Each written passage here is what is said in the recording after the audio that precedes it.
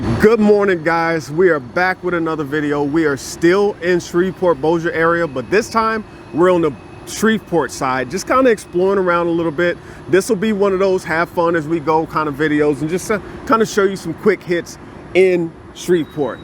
Right now we're at the Red River District, hanging out right at the front of the river, checking out the statues and just the lay of the land. But the first thing we want to show you is this big, huge ball and chain that's a tribute to the city. I'm going to take you all the way around this ball and chain and show you what it's about.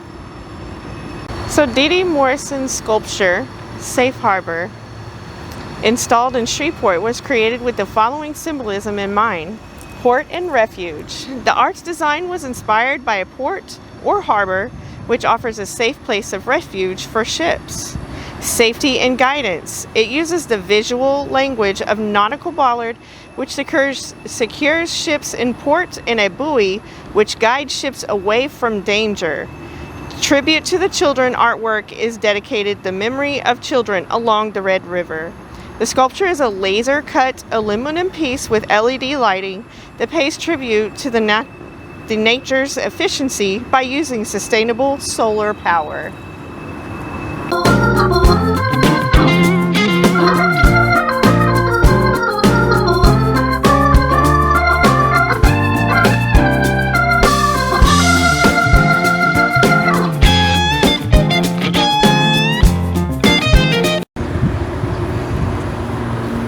So guys, right what we have in front of us is a tribute to Lieutenant Commander Jonas B. Kelso and his friend, Special Chief Warfare Operator Robert James Rob Reeves.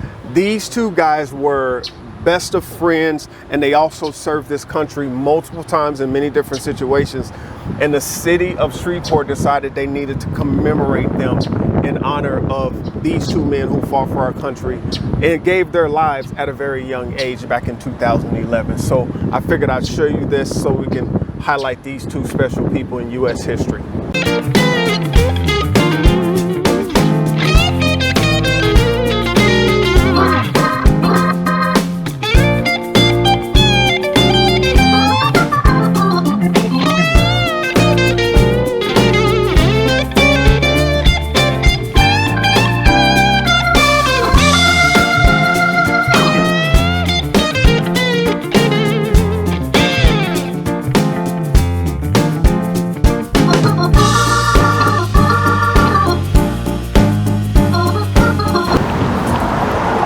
So as we walk around, I can tell that you can just look around here and tell that a lot of this has kind of gone unrepaired here and there. Some of the brickwork has collapsed due to the dirt underneath the brick or sand, whatever is washed out, and the city hadn't been able to make repairs. There are plants growing up through areas that it shouldn't be.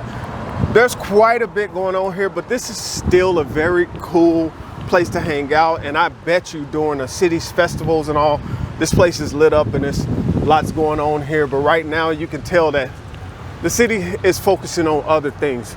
So hopefully it doesn't go too long without the repairs needed. But I think it's still worth the trip and worth the visit to come see this riverfront district. So now we're going on to the next location.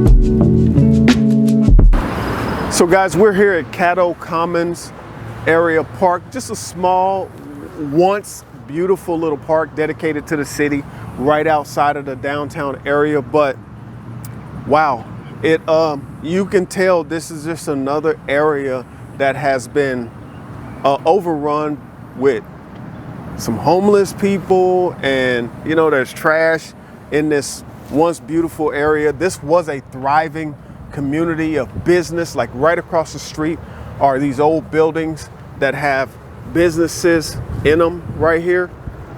And you can tell that this community used to do very well, and now for some reason it doesn't. And I don't know what the reason is, but my brain instantly envisions what this used to look like and how many people used to be here, how much commerce used to pass through, and now it's just not that way anymore. So anyway, I still think it's cool that people come see this. Actually, it looks like somebody lives up there in that building. But I think we're gonna go on from Caddo Commons Park to see something else.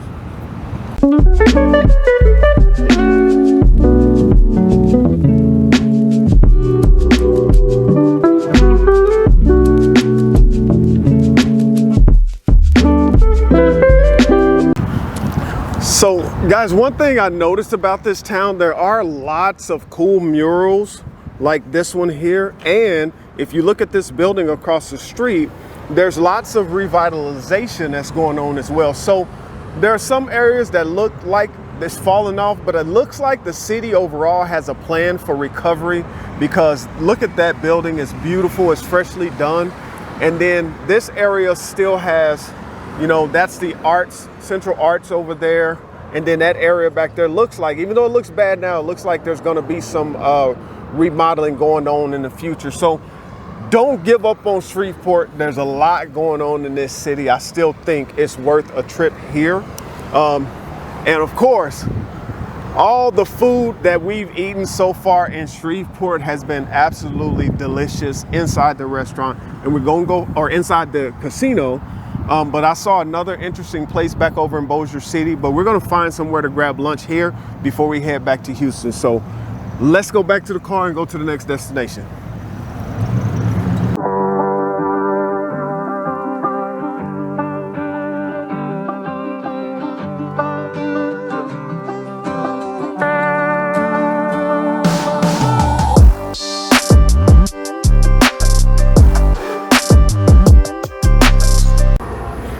All right, guys, we are at the Shreveport Waterworks Museum. We're gonna go inside this building over here, check out what this museum has to offer. Also, we found out once we pulled up that there's a Shreveport Railroad Museum on the other side. Somebody's already headed over to a little tiny train thing right there. I don't know what that is. We get a picture and then we're going in. You ready? Let's go see what this museum is all about.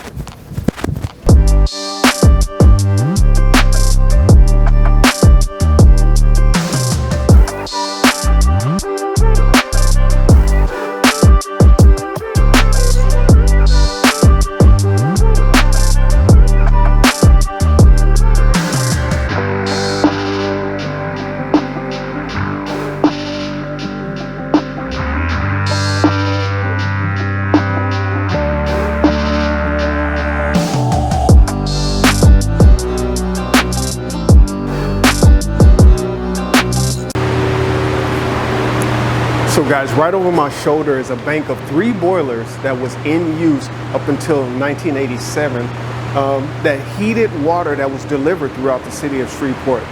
For me, this is absolutely amazing. This is the kind of equipment that I deal with on a daily basis in and out of my buildings for work.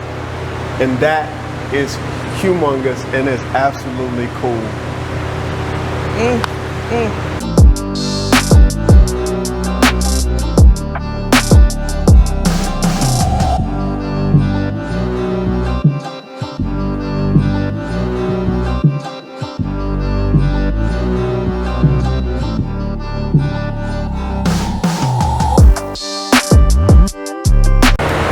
So guys, underneath these low water pumps right here is a 47-foot concrete shaft all the way down there. You can see partially in there because it's lit up a little bit, but it's 47 feet deep. It's fresh water from the bayou.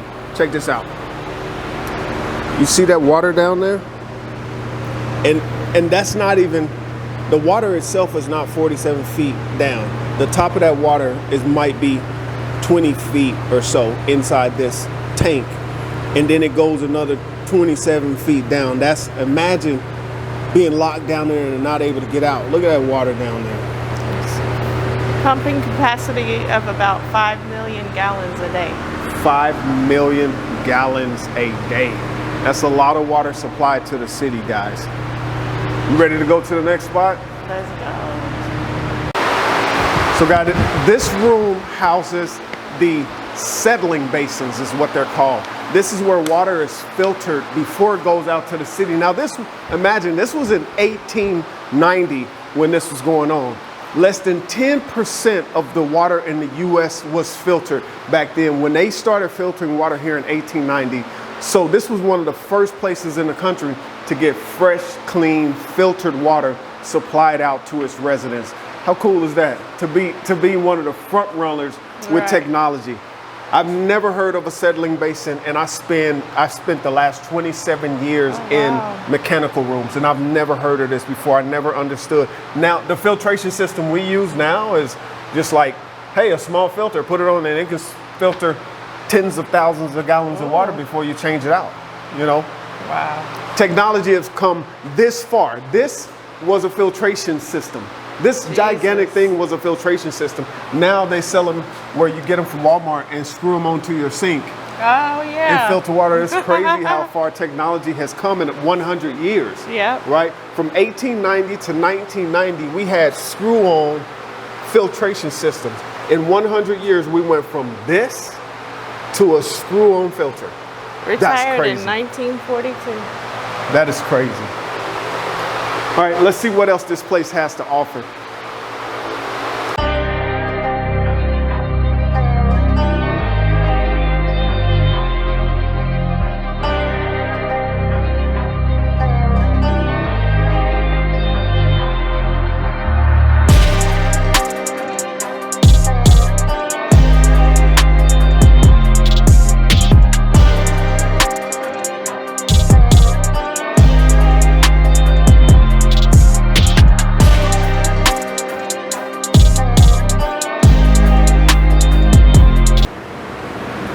Here. Give her these to wear. Give her something to wear. Put those on. You get the big ones because you're standing right next to it. All right. When you get the thumbs up, this handle, all the way up, all the way down, 3 times. Yep, you got it.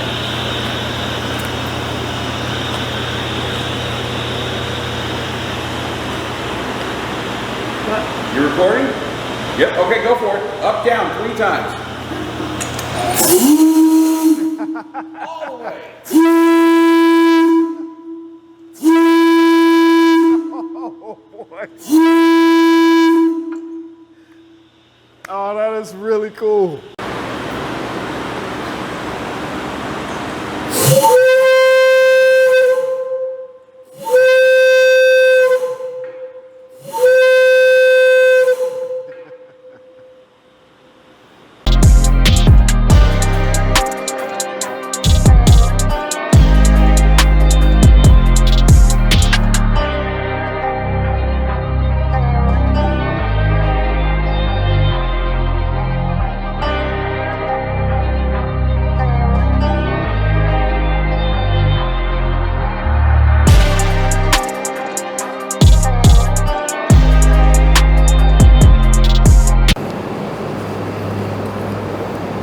All right, guys, so we wrapped up next door at the, right next door is the pump station. Here is a small museum that's a tribute to the railroad that used to come through Louisiana and Arkansas and part of Texas. So here is that little vehicle that was on the train track that she saw outside. A one-man little train thing. Don't know what that is, but I thought it was pretty cool.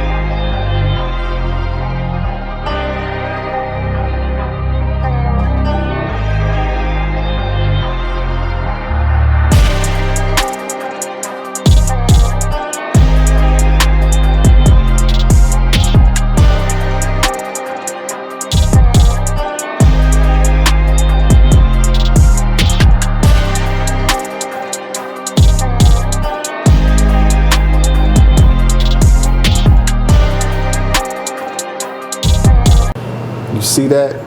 1934, September 2nd, 1934, meal ticket.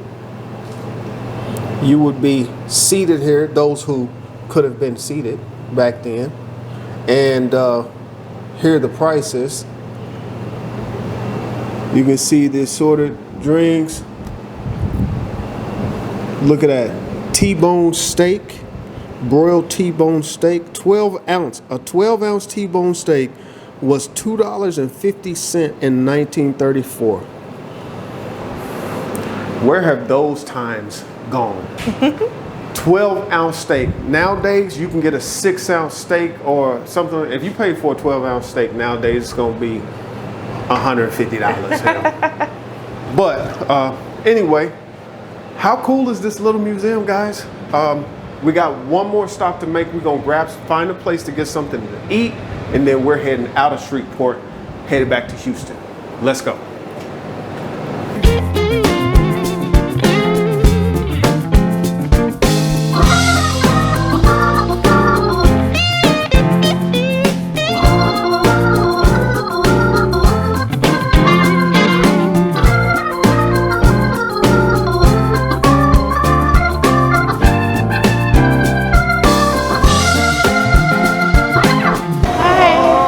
The Dripp.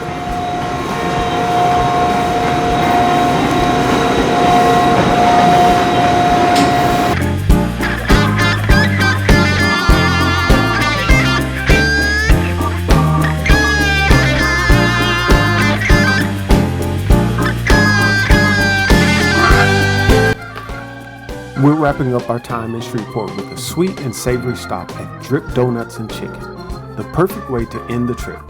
From crispy chicken to melt-in-your-mouth donuts, this spot hits the mark. If you enjoy coming along for the ride, don't forget to like, subscribe, and stay tuned for more adventures from Lee and Marianne.